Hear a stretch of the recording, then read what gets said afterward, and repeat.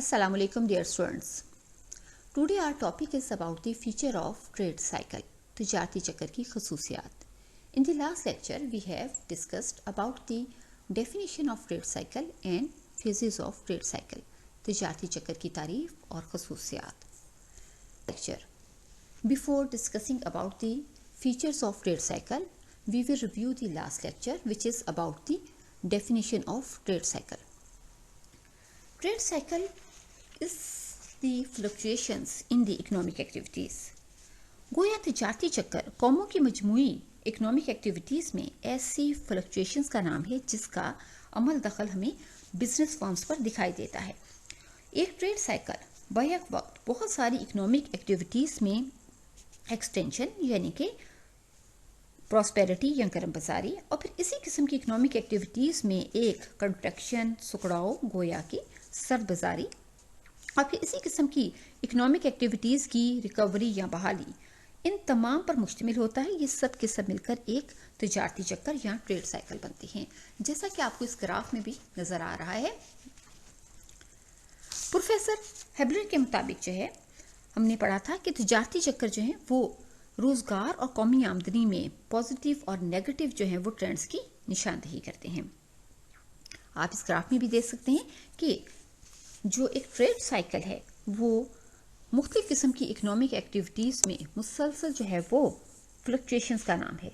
ये एक बूम या प्रॉस्पेरिटी से शुरू होता है और इकोनॉमी जो है वो रिसेशन या मंदे का शिकार होते हुए अपनी डिप्रेशन के फेज में दाखिल हो जाती है और फिर इसके बाद जो है वो बहाली का अमल शुरू होता है. इस वक्त जो है वो हालात में तेज़ी आना शुरू हो जाती है, बेहतरी होना शुरू हो जाती है और इकोनॉमी दोबारा प्रॉस्पेरिटी में दाखिल हो जाती है. गोया एक प्रॉस्पेरिटी से दूसरी प्रॉस्पेरिटी या एक डिप्रेशन से दूसरे डिप्रेशन तक का सफ़र ये ट्रेड साइकिल कहलाता है. यहाँ दो बातें बहुत इंपॉर्टेंट हैं जो मैं यहीं आपको बताना चाहूँगी, अगरचे ये इसके इंपॉर्टेंट फीचर्स हैं. पहली बात तो ये कि बूम यानी कि प्रॉस्पेरिटी से जो डिप्रेशन का सफ़र है, जो हमारा रिसेशन पीरियड कहलाता है, ये बहुत फास्ट होता है. इकोनॉमी जब स्लो डाउन होती है तो बहुत तेज़ी के साथ स्लो डाउन होती है. ऐसी इकोनॉमी जो कि प्रॉस्पेरिटी में मौजूद थी वो रिसेशन का शिकार बहुत तेज़ी के साथ होती है और ये रिसेशन उसको बहुत तेज़ी के साथ डिप्रेशन का शिकार कर देता है. लेकिन जब यही इकोनॉमी रिकवर होना शुरू होती है, बहाल होना शुरू होती है, तो ये बहाली का अमल जो है वो बहुत ज़्यादा स्लो होता है और इकोनॉमी आहिस्ता आहिस्ता बहाल होते हुए जो है वो प्रॉस्पेरिटी में दाखिल होती है. ये इसकी एक इम्पॉर्टेंट फीचर है जिसको हम आगे स्टडी करेंगे. लेकिन ये मैंने कहा इसलिए डिस्कस की क्योंकि यहाँ हम ग्राफ की सूरत में इसको यहाँ शो कर सकते हैं. और एक और इसकी इम्पॉर्टेंट फीचर जो हम आगे पढ़ेंगे वो है कि हर अगला जो तिजारती चक्कर होगा वो पहले से बुलंद नेशनल इनकम पर मौजूद होगा. आप देख सकते हैं यहाँ आउटपुट लेवल है और यहाँ टाइम है. जैसे जैसे इकोनॉमी जो है वो टाइम पीरियड में आगे की तरफ बढ़ती है तो आप देख रहे हैं कि उसकी अगर हम ये ग्रोथ लाइन देखें तो ग्रोथ लाइन पॉजिटिवली स्लोप्ड है. गोया हर अगला तिजारती चक्कर पहले से बुलंद इनकम के साथ या बुलंद रियल आउटपुट लेवल पे आपको दिखाई देगा. जैसे कि यहाँ प्रॉस्पेरिटी का अगर हम देखें तो यहाँ नेशनल इनकम का लेवल ये है, लेकिन यहाँ जो आपको नया तिजारती चक्कर दिखाई दे रहा है उसका जो इनकम लेवल है वो पहले की निस्बत ज़्यादा है. गोया ये तिजारती चक्कर एक निस्बतन कमतर जो है वो मेयार ज़िंदगी मेयार आमदनी पर वाक़या है और ये तो जो तिजारती चक्कर है इस पर कौमी आमदनी का मयार इस तिजारती चक्कर की निस्बत जो है वो बुलंद है और ये एक जो ट्रेंड लाइन है जो हमारी ग्रोथ ट्रेंड लाइन कहलाती है इसके पॉजिटिव स्लोप होने से भी जो है वो जाहिर है.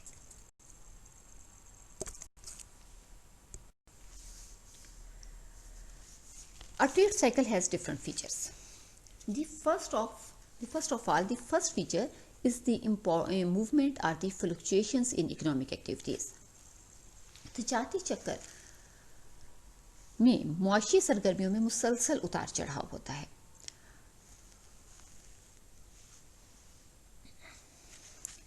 अब आप इसमें देखें कि एक तिजारती चक्कर में उसके मुख्तलिफ फेजेस में फॉर एग्जाम्पल प्रॉस्पेरिटी में इकोनॉमिक एक्टिविटीज़ मुसलसल उनमें फ्लक्चुएशंस रहती हैं. جیسے پراسپیرٹی یا بوم میں قوم کا جو نیشنل انکم لیول ہے وہ بہت تیزی کے ساتھ انکریز ہوتا ہے، جس کی وجہ سے ڈیمانڈ بڑھتی ہے، مارکیٹ ایکسٹینڈ ہو جاتی ہیں، پرائس لیول بھی ڈیمانڈ کے بڑھنے کی وجہ سے انکریز کرتا ہے۔ بڑھتی ہوئی ڈیمانڈ اور بڑھتی ہوئی پرائسز دونوں سرمایہ کاری کے لیے انسینٹیو کریٹ کرتی ہیں۔ سرمایہ کاری کا جب لیول انکریز ہوتا ہے، یہ فیکٹرز آف پروڈکشن کی امپلائمنٹ کو بڑھا دیتا ہے۔ فیکٹرز آف پروڈکشن زیادہ مقدار میں امپلائی کیے جاتے ہیں، انکم لیول انکریز کر جاتا ہے، جو مزید ڈیمانڈز اور مارکیٹس کو ایکسٹینڈ کرنے کا باعث بنتا ہے۔ وہ سپلائی اور ڈیمانڈ دونوں انکریز کرتے ہیں۔ گویا تمام تر اکنامک ایکٹیویٹیز میں جو ہے وہ مسلسل فلکچویشنز ہوتی ہیں۔ اسی طرح اکانومی جب ریسیشن کا شکار ہوتے ہوئے ڈپریشن کی طرف آتی ہے تو انکم لیول بہت کم ہو جاتا ہے، کیونکہ سرمایہ کاری بہت کم ہوتی ہے، لوگوں کی آمدنیاں کم ہو جاتی ہیں، طلب کم ہوتی ہے، مارکیٹیں محدود ہو جاتی ہیں، جو سرمایہ کاری کے لیے جو ہے وہ ڈس انسینٹیو کریٹ کرتی ہیں۔ گویا یہاں بھی اکنامک ایکٹیویٹیز مسلسل فلکچویشنز کا شکار رہتی ہیں۔ تجارتی چکر نام ہی اس بات کا ہے کہ اکنامک ایکٹیویٹیز میں مسلسل فلکچویشنز ہوگی۔ پھر ٹریڈ سائیکل کی ایک اور امپورٹنٹ فیچر یہ ہے کہ اس کے مختلف فیزز ہوتے ہیں، یہ مختلف فیزز سے گزرتی ہے۔ ہم جانتے ہیں، جیسے کہ اپنے پچھلے لیکچر میں دیکھا تھا، trade cycle has 4 different phases. It is the prosperity, recession, depression and recovery. گویا تجارتی چکر جو ہے وہ 4 ادوار پر مشتمل ہوگا: گرم بازاری، پس روی، سڑ بازاری اور اس کے ساتھ ساتھ بحالی۔ تجارتی چکر 4 ادوار پر مشتمل ہوتا ہے، یہ اس کی ایک امپورٹنٹ فیچر ہے۔ پھر اس کے علاوہ اس کی ایک اور امپورٹنٹ فیچر یہ ہے کہ یہ عالمی نوعیت کے ہوتے ہیں، بین الاقوامی نوعیت کے ہوتے ہیں، کیونکہ عام طور پر تجارتی چکر شروع تو کسی ایک ہی ملک سے ہوتا ہے، لیکن آج کے دور میں کوئی بھی اکانومی کلوزڈ اکانومی نہیں ہے۔ ہر اکانومی دوسری ممالک کے ساتھ ٹریڈ تجارتی تعلقات رکھتی ہے، امپورٹ اور ایکسپورٹ کرتی ہے۔ چونکہ کوئی بھی اکانومی جو ہے وہ کلوز اکانومی نہیں ہے، اس لیے جب ایک ملک میں کچھ بھی اچھے یا برے اثرات، اکنامک افیکٹ جو ہیں وہ پیدا ہونے شروع ہوتے ہیں، یعنی ایک اکانومی اگر سر بساری کا شکار ہو جاتی ہے تو اس کا اثرات ہمیں دوسری اکانومیز جن کے ساتھ وہ تجارت کرتی ہے وہاں بھی نظر آتے ہیں۔ جیسے کہ اگر ایک ملک میں پرائسز کم ہو جاتی ہیں تو دوسرے ممالک بھی کمپٹیشن میں آ کے پرائسز کو کم کر دیتے ہیں اور پوری اکانومی میں اقتصاد بازاری کی کیفیت پیدا ہو جاتی ہے۔ اور اس کی ہمیں بہت بڑی ایک مثال جو ہے، پریکٹیکل ایگزامپل ہمیں ملتی ہے 1930 کے عالمی بحران سے۔ 1930 کا جو گریٹ ڈپریشن تھا یہ امریکہ سے سٹارٹ ہوا، یہ اگست 1929 سے امریکہ میں سٹارٹ ہوا، لیکن اس نے آہستہ آہستہ پوری دنیا کو اپنی لپیٹ میں لے لیا، کیونکہ امریکہ ایک بہت بڑی اکانومی تھا اور نتیجتاً اس کی باقی جو تمام تر معیشت اور اکانومیز تھیں اس سے تجارتی روابط تھے، اور ساری کی ساری اکانومیز میں جو ہے یہ ٹریڈ سائیکل نظر آیا۔ گویا ایک ایسا ٹریڈ سائیکل جو کہ دنیا کی کسی ایک اکانومی سے شروع ہوا، لیکن آہستہ آہستہ اس نے پوری دنیا کو اپنی لپیٹ میں لے لیا۔ ہم کہہ سکتے ہیں کہ تجارتی چکر جو ہیں وہ انٹرنیشنل کریکٹر رکھتے ہیں۔ اس کی ایک اور بہت اہم جو خصوصیت ہے وہ یہ ہے کہ تجارتی چکر بار بار ظاہر ہوتے ہیں، دی آر ریپیٹیو ان نیچر۔ ایسا نہیں ہے کہ ایک تجارتی چکر جب ایک دفعہ کسی ایک اکانومی میں ظاہر ہوتا ہے تو یہ دوبارہ جو ہے وہ اپیئر نہیں ہوتا۔ ایک اکانومی بار بار تجارتی چکروں کا شکار ہوتی ہے۔ جیسا کہ ابھی ہم نے پیچھے گراف میں بھی دیکھا تھا کہ ایک اکانومی جب وہ گرو کرتی ہے تو اس کی گروتھ لائن کے گرد ہی ٹریڈ سائیکلز جو ہے وہ موجود ہوتے ہیں۔ گویا ایک اکانومی جب اپنا ڈیولپمنٹ کا پروسیجر شروع کرتی ہے تو مسلسل ایک ہی طرح کی فیز سے نہیں گزرتی، اس کی ڈیولپمنٹ کا، گروتھ کا جو وے ہے وہ بہت زیادہ سموتھ نہیں ہوتا۔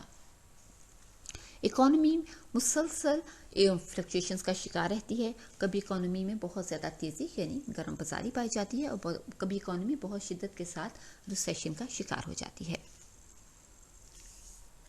اس کے علاوہ اس کی ایک اور امپورٹنٹ جو فیچر ہے وہ ہے مدت میں مطابقت،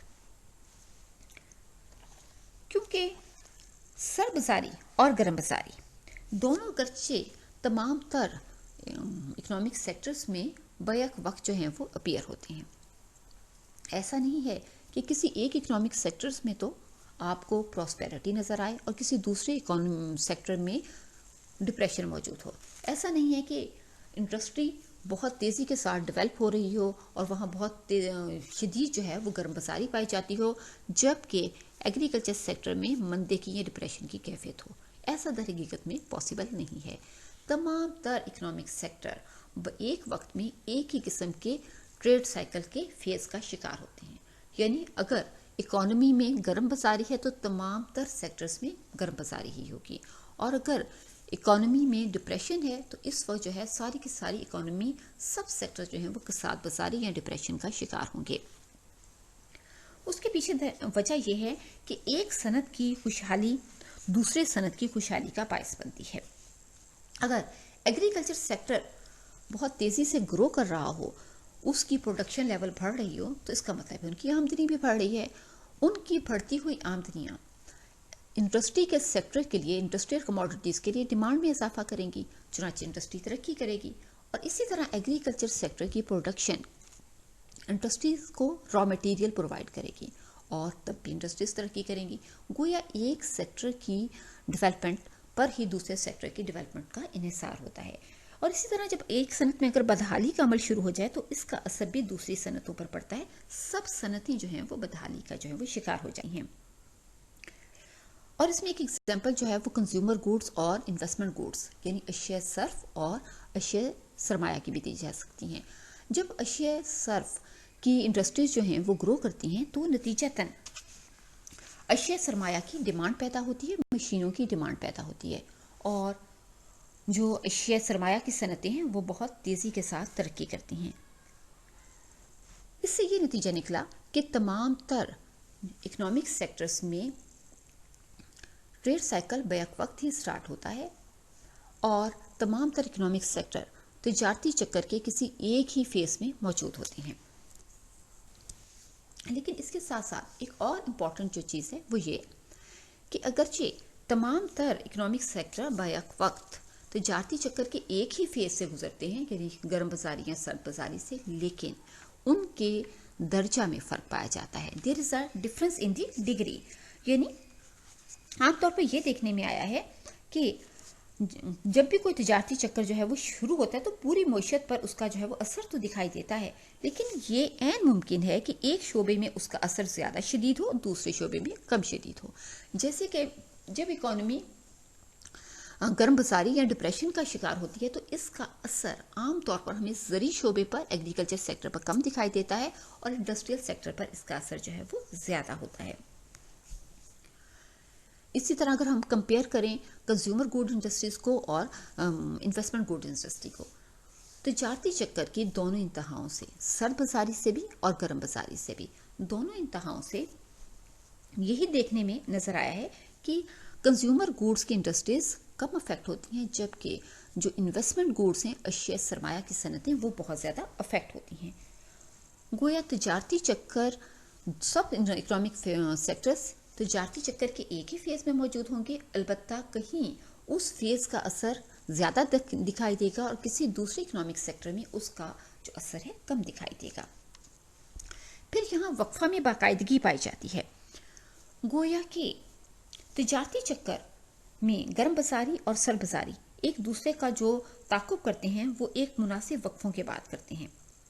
یہ ٹائم پیریڈ کتنا ہوتا ہے، اس کے بارے میں کوئی ہارڈ اینڈ فاسٹ جو ہے وہ رولز نہیں ہیں. یہ ڈفرینٹ ہو سکتا ہے ڈفرینٹ اکانومیز کے لیے، لیکن عام طور پر چونکہ ہر اکانومی دوسری اکانومی سے مختلف ہوتی ہے، ڈفرینٹ فیچرز رکھتی ہے، اس لیے اکانومسٹ کا یہی خیال ہے کہ کسی ایک اکانومی میں ٹریڈ سائیکل جو ہے وہ ایک خاص عرصے کے بعد جو ہے وہ وقوع پذیر ہوتا ہے. جیسے کسی اکانومی میں ہو سکتا ہے اس کا عرصہ جو ہے وہ 3 سے 4 سال کے میں محیط ہو، اور بعض اکانومیز میں ایک ٹریڈ سائیکل 8 سے 12 سال کے عرصے میں مکمل ہو جاتا ہے. گویا یہاں ہمیں جو ہے وہ وقفے میں ایک باقاعدگی نظر آتی ہے.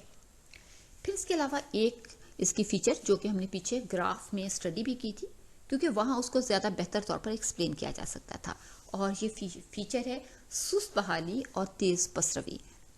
Slow recovery and fast recession. Economy जब ग्रो करती है, स्पेशली डेवलपिंग इकोनॉमी जब ग्रो करती है तो हमने हमेशा देखा है कि इकोनॉमी में जो बहाली का अमल है वो बहुत ज़्यादा सुस्त रवि का शिकार होता है। इकोनॉमी आहिस्ता आहिस्ता बहाल होती है, लेकिन पस्त रवि का अमल जो है वो बहुत तेज़ होता है। इकोनॉमी जब प्रॉस्पेरिटी से डिप्रेशन की तरफ सफ़र करती है, ये सफ़र जो कि पस्त रवि या रिसेशन कहलाता है, ये आमतौर पर बहुत तेज़ होता है, क्योंकि बहुत तेज़ी के साथ जो है वो इंसान नाउमीद हो जाता है अपने कारोबारी हालात से, और बहुत तेज़ी के साथ कारखाने बंद होना शुरू हो जाते हैं, बैंक्स दिवालिया होना शुरू हो जाते हैं, और पस्त रवि का अमल बहुत तेज़ होता है। लेकिन यही मईशत जब आहिस्ता आहिस्ता बहाल होना शुरू होती है तो बहाली का ही अमल जो है वो बहुत ही आहिस्ता होता है, और हर सनतकार बहुत सोच विचार और बहुत प्लानिंग के बाद जो है वो कोई इन्वेस्टमेंट करना शुरू करता है। एक सनत के बाद दूसरी सनत भी बहुत ही सोच विचार के बाद काम करना शुरू करती है।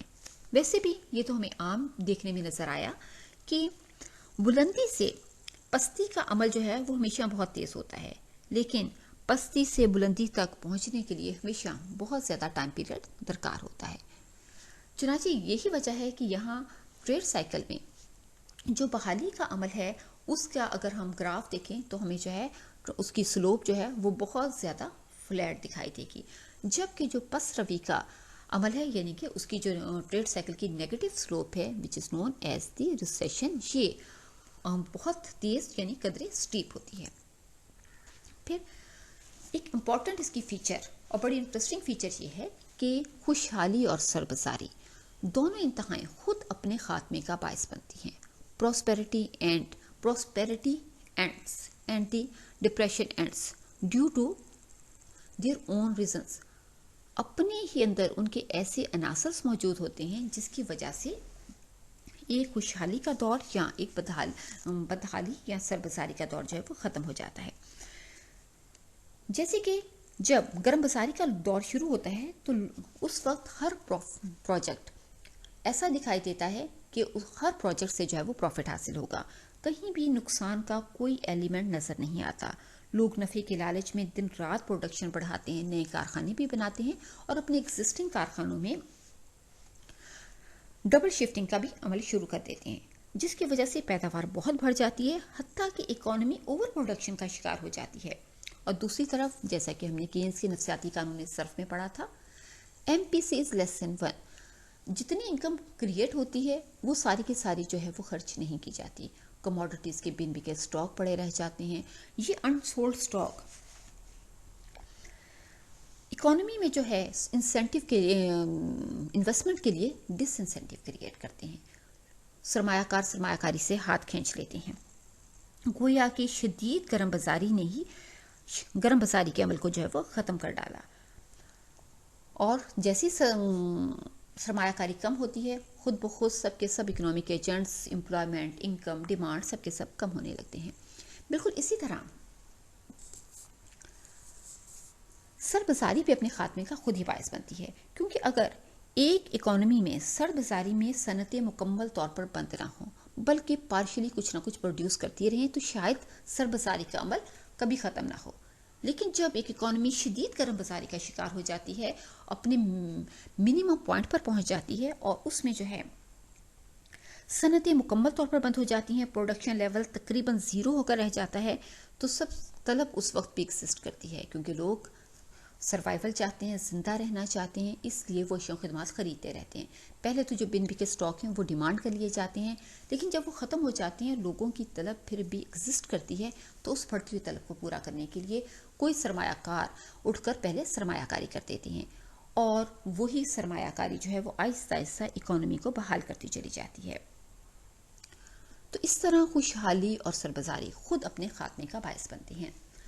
फिर हम देखते हैं कि ट्रेड साइकिल में मुख्तलिफ जो माशी मुतग़य्यरात हैं उनका जो है वो बिहेवियर जो है वो डिफरेंट होता है। गर्म बाजारी या प्रॉस्पेरिटी में income, production, profit, wages, prices, demand, investment, saving, सब के सब इकोनॉमिक एजेंट्स बहुत तेज़ी के साथ जो हैं वो बढ़ते हैं, जबकि سر بازاری کے دور میں یہ سارے کے سارے اکنامک فیکٹرز جو ہیں وہ نیچے کو آنا شروع ہو جاتے ہیں. گویا اکنامک فیکٹرز، اکنامک ویریبلز تجارتی چکر کے مختلف فیزز میں مختلف طرح بہیو کرتے ہیں. پھر اس کی ایک اور امپورٹنٹ فیچرز جس کو ہم نے گراف کی مدد سے اسٹڈی بھی کیا تھا ابھی، کہ ہر اگلا تجارتی چکر زیادہ آمدنی پر نظر آتا ہے. گویا اگر ایک معیشت ڈیولپنگ اکانومی ہے تو اس کا نیشنل انکم کا لیول وقت گزرنے کے ساتھ ساتھ بڑھتا چلا جائے گا. اس طرح اگر ہم اس کی گروتھ لائن کو کھینچیں تو ہم دیکھتے ہیں کہ ٹریڈ سائیکل اس کی گروتھ لائن کے ارد گرد آری کے دندانوں کی طرح جو ہے وہ موو کرتے ہیں. گویا ایک اکانومی اپنی گروتھ لائن کے گرد، اپنی گروتھ لائن پر سموتھلی موو نہیں کرتی. ایسا نہیں ہے کہ اس کی انکم کے بڑھنے کا عمل جو ہے اس میں جو ہے وہ کوئی ریگولیرٹی پائی جاتی ہو، وہ اپنی ٹرینڈ لائن پر، اپنی گروتھ کی ٹرینڈ لائن پر سموتھ نہیں ہوتی، بلکہ اس گروتھ لائن کی ارد گرد مسلسل فلکچویشن کا شکار ہوتی ہے، کبھی کم اور کبھی زیادہ. اس گروتھ لائن کی پر جو نیشنل لیول ہے اس پر کبھی تو اس کی انکم زیادہ ہو جاتی ہے، کبھی کم ہو جاتی ہے. گویا وہ اکانومی آری کے دندانوں کی طرح گروتھ لائن کے گرد جو ہے وہ موو کرتی رہتی ہے. اس طرح ہم کہہ سکتے ہیں کہ ہر اگلا تجارتی چکر، یعنی جب اکانومی پچھلے تجارتی چکر میں جہاں پراسپیرٹی پر تھی وہاں نیشنل انکم کم تھا، لیکن اگلے تجارتی چکر میں اس کا جو پراسپیرٹی پر نیشنل انکم کا لیول ہے وہ پچھلے نیشنل انکم کے لیول سے زیادہ ہے. پھر اسی طرح کہ تجارتی چکر جو ہیں وہ بالکل آئیڈینٹیکل نہیں ہوتے، اگرچہ ان میں بہت سی فیچرز جو ہیں وہ ایک جیسی ہوتی ہیں، بہت سی مشترک چیزیں پائی جاتی ہیں، لیکن پھر بھی یہ ہو بہو ایک جیسے نہیں ہوتے، کیونکہ پچھلے جو ٹریڈ سائیکل ہے اس کے اکنامک پرابلمس ڈفرینٹ ہو سکتے ہیں. وہاں ہو سکتا ہے کہ کوئی ایک خاص سیکٹر جو ہے وہ ٹریڈ سائیکل کا باعث بنا ہو اور اس میں اس کی ریزنز بھی ڈفرینٹ ہو سکتے ہیں، اس کے فیکٹرز بھی ڈفرینٹ ہو سکتے ہیں اور اس کا جو ہے وہ پیٹرن بھی ڈفرینٹ ہو سکتا ہے. اسی طرح جو ہے جو نیا تجارتی چکر ہے اس میں یہ سارے کے سارے فیکٹرز جو ہیں وہ پہلے والے سے ڈفرینٹ ہوں گے. گویا یہ بہت حد تک ایک دوسرے سے ملتے جلتے ہوتے ہیں لیکن بالکل آئیڈینٹیکل نہیں ہوتے. پھر تجارتی چکر کی ٹریڈ سائیکل کی امپورٹنٹ فیچر یہ ہے کہ یہ صرف اکنامک افیکٹ نہیں رکھتی بلکہ یہ سوشل افیکٹ رکھتی ہے.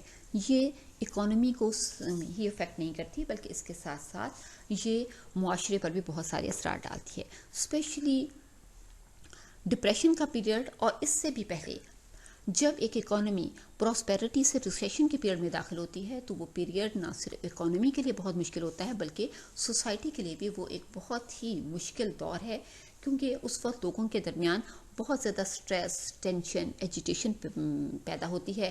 اس وقت چونکہ لوگوں کے پاس روزگار نہیں ہوتا اس لیے کرائمز کی ریشو بھی بہت زیادہ بڑھ جاتی ہے.